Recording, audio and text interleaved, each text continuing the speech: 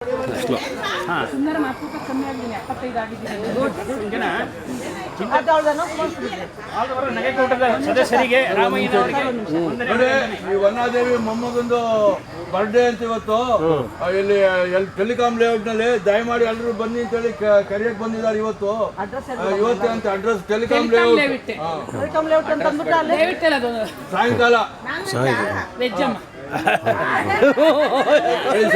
ಆಲಮರದ ನಗೆಕೂಟದ ಸದಸ್ಯರಿಗೆ ರಾಮಯ್ಯನವರಿಗೆ ವಂದನೆ ಅಭಿನಂದನೆ. ಚಿಂತನ ಇಂದಿನ ನಗೆ ಚಿಂತನ ಕರ್ಮಕಾಂಡ ನಿಮ್ಗೆಲ್ಲ ಗೊತ್ತು ಕರ್ಮಕಾಂಡ ಅಂದ್ರೆ ಏನು ಅಂತ. ವಿದ್ಯುಲ್ಲತೆ ಸ್ವಲ್ಪ ಕೆಳಗಡೆ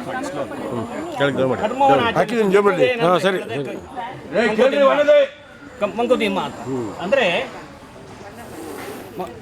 ಕರ್ಮದಲ್ಲಿ ಭಗವಂತ ಮೊದಲನೇ ಮಹಾಕರ್ಮಯೋಗಿ. ನೂರಾರು ಸಹಸ್ರಾರು ಭೂಮಿ ಇದಾಗಿಂದ ಕೋಟ್ಯಾಂತರ ವರ್ಷದಿಂದ ಬೆಳಕು ಕೊಟ್ಟಿದ್ದಾನೆ, ಬಿಲ್ ಕೊಟ್ಟಿಲ್ಲ. ಮಳೆ ಕೊಟ್ಟಿದ್ದಾನೆ, ನೀರಿಗೆ ಬಿಲ್ ಕೊಟ್ಟಿಲ್ಲ. ಗಾಳಿ ಬೀಸಿ ಪ್ರಕೃತಿಯಲ್ಲಿ ಭೂಮಿಯಿಂದ ಆಹಾರ ಎಲ್ಲ ಕೊಟ್ಟಿದ್ದಾನೆ, ಯಾವುದಕ್ಕೂ ಚಾರ್ಜ್ ಮಾಡಿಲ್ಲ. ಆದರೆ ನಾವು ತಗೊಳ್ಳೋ ಸಂಬಳಕ್ಕೆ ಸರಿಯಾಗಿ ಶಂಕ ಓದಿದ್ದೀವಿ ಅಂತ ನೋಡ್ಕೊಂಡ್ರೆ ಯಾರೂ ಕೆಲಸನೇ ಮಾಡಿಲ್ಲ. ಆದರೆ ಕರ್ಮ ಯೋಗಿಗಳಾದ ಬಸವಣ್ಣನವರು ಕರ್ಮವನ್ನೇ ಕಾಯಕವನ್ನೇ ಅದನ್ನು ಕೈಲಾಸ ಅಂತ ಹೋದ್ರು. ದೇವ ಸೇವೆ ಕೈಲಾಸ. ಆಮೇಲೆ ಸರ್ ಎಂ ವಿಶ್ವೇಶ್ವರಯ್ಯ ಅವರು ದಿವಾನ ಆಫ್ ಮೈಸೂರಾಗಿ ಮಾಡದೇ ಕೆಲಸ ಇಲ್ಲ. ಕನ್ನಂಬಾಡಿ ಕಟ್ಟೆ ಇರ್ಬೋದು, ನೂರಾರು ಫ್ಯಾಕ್ಟ್ರಿಗಳು, ಮೈಸೂರು ಬ್ಯಾಂಕು, ಬೆಂಗಳೂರು ಅಷ್ಟೇ. ಇಲ್ಲಿ ಫಸ್ಟ್ ಅಷ್ಟೇ ಇಲ್ಲ ಆಯ್ತು.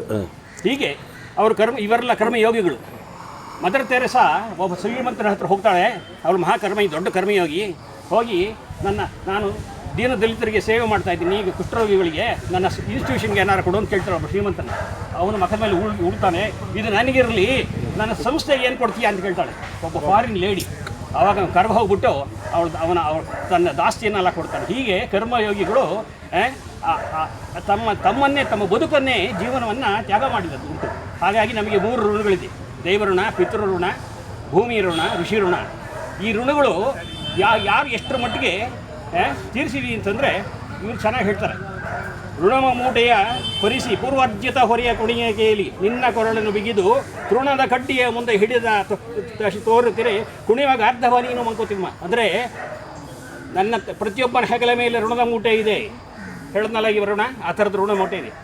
ಈ ಕಡೆ ಋಣದ ಮೂಟೆಯ ಆ ಋಣ ನಮಗೆ ಅದನ್ನು ವಿಧಿ ಆಳ್ತಿದೆ. ಅದನ್ನು ಆದರೂ ನನಗೆ ಒಂದು ಕೋಲಿಗೆ ಹುಲ್ಲು ಕಟ್ಟಿಬಿಟ್ಟು ಆ ವಿಧಿ ನಮ್ಮನ್ನು ಹೊರ ಪ್ರಪಂಚದಲ್ಲಿ ತೋರಿಸ್ತಾ ಇದೆ. ಈ ಗಾರ್ಧಬ ಮನಸ್ಸು ಓಡ್ತಾ ಇದೆ, ಆ ಋಣದ ಮೂಟೆಯ ಮಾರುತ್ತು.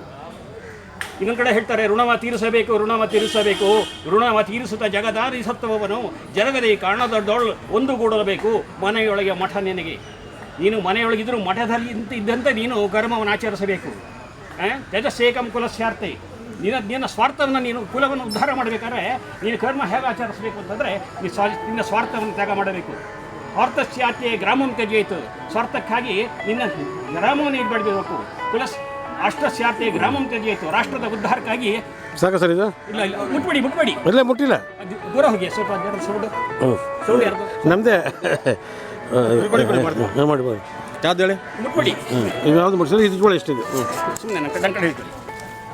ಹೀಗೆ ಇವಾಗ ಒಂದೇ ಒಂದು ಎಕ್ಸಾಮ್ ಕೊಟ್ಬಿಟ್ಟು ನಿಲ್ಲಿಸ್ತೀನಿ. ಯಾಕೆಂದರೆ ಇವತ್ತು ಹಲಸನ್ನ ಲಕ್ಷಿದ್ದೀರಾ, ಹಲಸಿನ ಹಣ್ಣನ್ನು ಯಾವ ರೀತಿ ನಾವು ಇದು ಮಾಡ್ತೀವಿ ಆ ಥರ ಕರ್ಮನ ಆಚರಿಸಬೇಕು. ಅಂಟು ನಮಗೆ ಅಂಟಬಾರ್ದು ಕರ್ಮಕಾಂಡದ್ದು ಮೂವ್ ಮಾಡಬಾರ್ದು.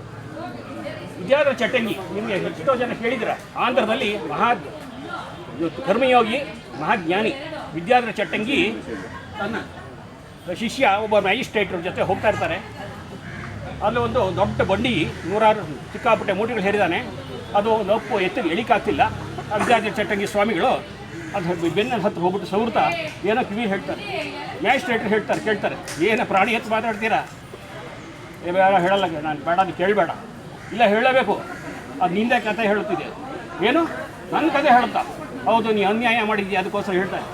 ಏನದು ಹೇಳಲೇಬೇಕು ಅಂತ ಕೊಟ್ಟು ಹಿಡಿತಾನೆ. ಏನು ಅಂತ ಹೇಳ್ತಾನೆ, ನೋಡು ನಿಮ್ಮಪ್ಪ ನಿನ್ನ ಓದಿಸೋಕ್ಕೆ MA ಓದಕ್ಕೆ LLB ಓದಿಸೋಕ್ಕೆ ಮುಂಬೈಲಿ ಓದಿಸೋಕ್ಕೆ ಅವ್ರ ಅಪ್ಪನ ಹತ್ರ ಸಾಲ ಮಾಡಿದ್ರು. ಆ ಯಜಮಾನ್ ಹತ್ರ ಅವರು ಒಂದು ಏನು ತುಂಬ ಕ್ಲೋಸ್ ಫ್ರೆಂಡು, ಕಾಗದ ಪತ್ರ ಏನೂ ಮಾಡ್ಕೊಂಡಿಲ್ಲ, ಅವ್ರು ಬಂದು ಕೇಳಿದ್ರು ನಿನಗೆ ದುಡ್ಡು ಕೇಳಿದ್ರು, ನೀನು ಕೊಡಲಿಲ್ಲ, ಈಗ ಆ ಋಣದ ಮೂಟೆಯನ್ನು ಹೊತ್ತು ನಿಮ್ಮಪ್ಪ ಎತ್ತಾಗಿ ಬದುಕ್ತಾನೆ, ಎತ್ತು ಎಳೀಕಾಗ್ತಿಲ್ಲ, ಅವನು ಬಾರಿಸ್ತಾ ಇದ್ದಾನೆ.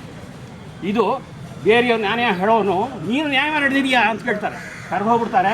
ಅವತ್ತು ಮನೆಗೆ ಹೋಗಿ ಅವ್ರು ಎಷ್ಟು ಹೇಳ್ತಾರೋ ಅದನ್ನು ಹೋಗಿ ಮತ್ತೆ ಕೇಳಿಬಿಟ್ಟು ಅಷ್ಟು ಕೊಟ್ಟು ತೀರಿಸ್ತಾರೆ. ಅವತ್ತೇ ಆ ಎತ್ತು ಸತ್ತು, ಅಂದರೆ ಋಣ ಪರಿಹಾರ ಆಗುತ್ತೆ. ಅಂದರೆ ನಾನು ಇದನ್ನೇ ಹೇಳಿದ್ದು, ನಾಳೆ ಇಷ್ಟೊತ್ತಿಗೆ ನೀನು ಋಣ ಬರೆಯುತ್ತೆ. ಇನ್ನೊಂದು ಹೇಳ್ತೀನಿ, ಒಬ್ಬ ಪುಣ್ಯಾತ್ಮ ಇದ್ದ, ಧರ್ಮಾತ್ಮ ಇದ್ದ. ಅವತ್ತು ಮಗನ ಉಪನಯನ ಮಾಡ್ದ.